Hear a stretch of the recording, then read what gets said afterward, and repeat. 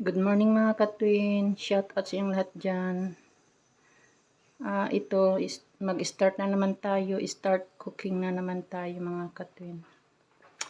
Ayan yung ano natin, mga gulay. May kalabasa tayo. Kalabasa, yung sibuyas at saka ito. Ihalo natin sa munggo na kapag ano na tayo ng munggo na kapag lata. Yan, nakapaglata na tayo ng munggo. Haluan din natin siya ng yung kunting karne na buto-buto. Ayan pinalambot ko na din dyan sa kabila. Yan lang ihalo natin dyan sa dito sa sabaw. Ito. Kalabasa, sibuyas, at itong kuwan siya, malaking dahon to. Yan kung anong gulay diyan. Parang alugbati lang din siya. Kaya masarap din siya ihalo sa kuwan. Sa munggo na sabaw. Tapos, ayan, may gulay tayo. Ayan, igisa lang natin yan ng bawang. Kuan siya, yung Chinese cabbage. Chinese cabbage yan. Gisa natin ng bawang. Ayan, may bawang na tayong naka-ready. So, ito karne. Ihalo natin dito. Ito siya, part din daw ito sa tofu. Igisa lang natin yan siya mamaya ng bawang or bawang. Ayan, may bawang.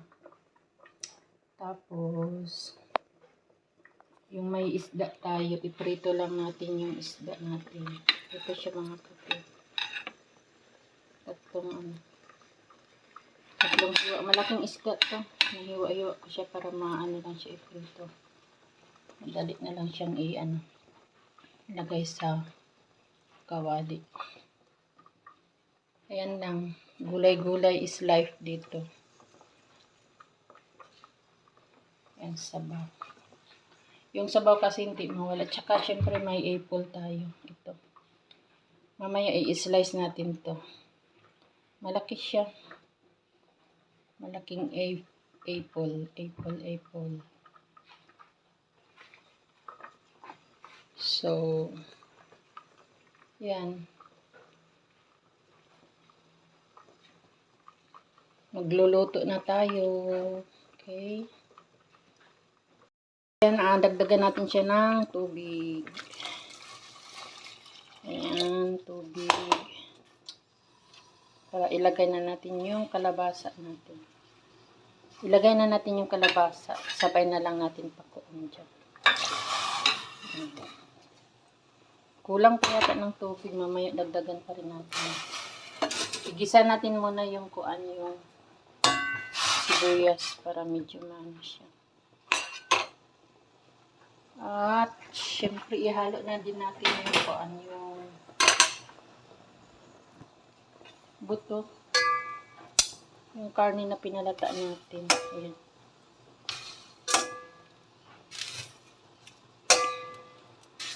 Yan, pakuluin muna natin yan. Tapos, igisa natin yung Okay, takpan muna natin siya. Igisa ko muna to.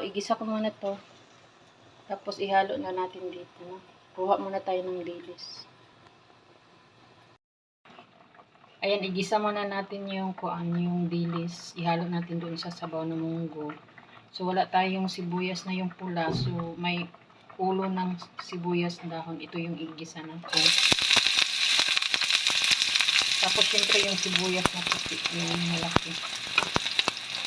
Para maano siya, mabango ba. Gusto ko lang siya.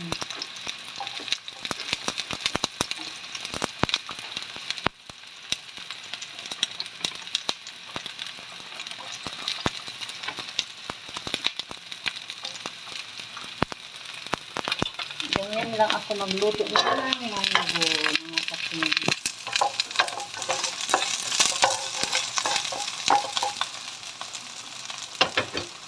Yan, dilis.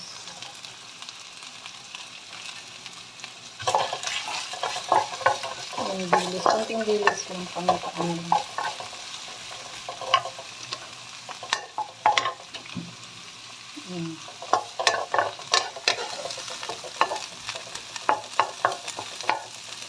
Kunting mantika lang din. Tapos yung sibuyas na puti.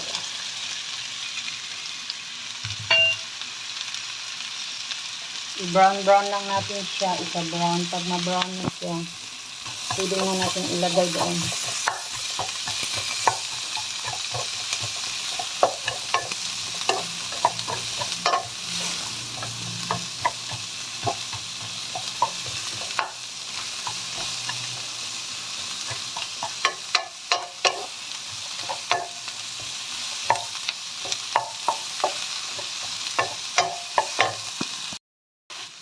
Ayan, pwede na natin siyang ihalo doon sa sabaw. Brown siya.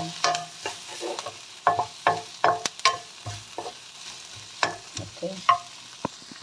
Ayan, nailagay na natin yung sibuyas na ginisa natin yung dilis. Andyan na siya. Ayan. So, ngayon, magprito na naman tayo ng isda. Mamaya, i-ano muna natin yun.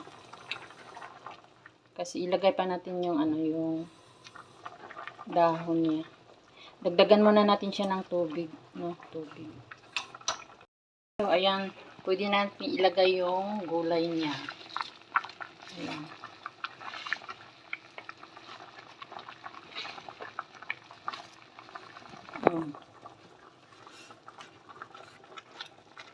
Ito yung gulay.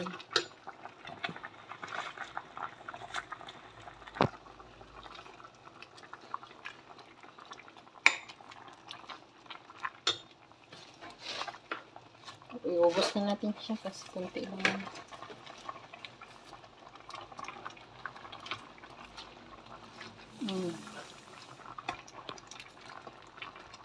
Ano na siya mga kapatid. Ayan. Oh, sarap nito. Tapos may asin na yan. Tapos yung sibuyas dahon, ilagay na din natin kasi ito may sibuyas dahon po. Ayan. Ayan na mga kapatid. Masarap.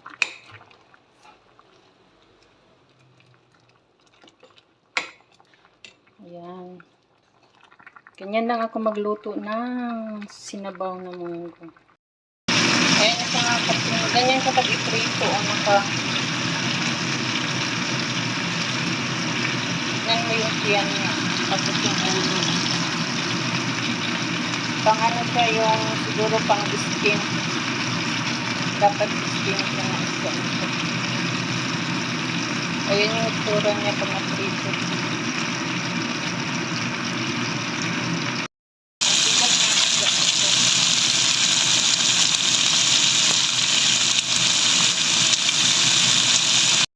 Pritong isda kaso iwan, ganun yung itsura niya pag iprito.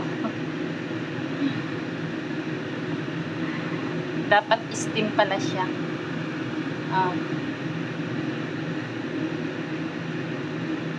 Tapos yan na, nagisa na natin yung gulay natin, Chinese cabbage. Yan. Patapos na tayong luto, na lang, yung isang kutahin na lang. Ito na yung Chinese cabbage natin, luto na siya. Ayan. So ngayon, ito na naman yung lutuin natin. Ito. Haluan ng karne. Okay. Iprito muna natin siya para lalabas yung mantika niya. Ayan.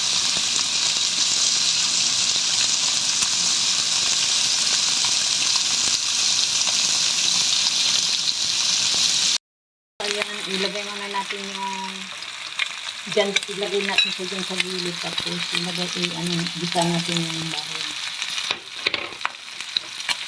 bawang. Bawang.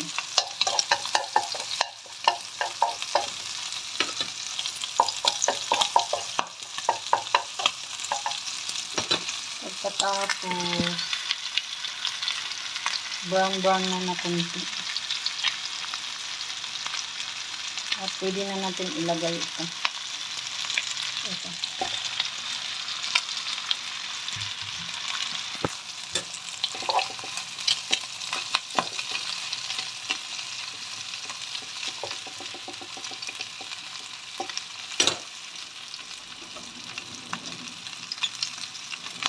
I-mix natin yun siya.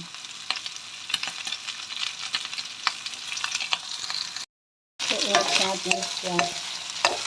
Tapos, timplahan natin siya ng toyo.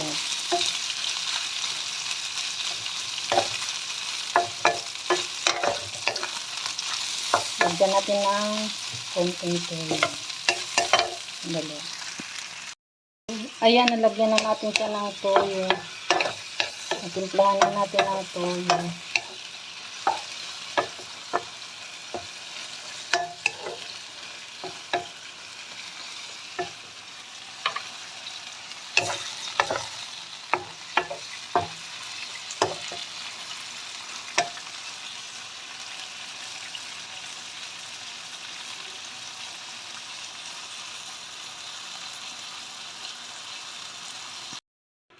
Ayan na, tapos na tayong makapagluto. Ayan na siya. O, nailagay ko na din sa plato.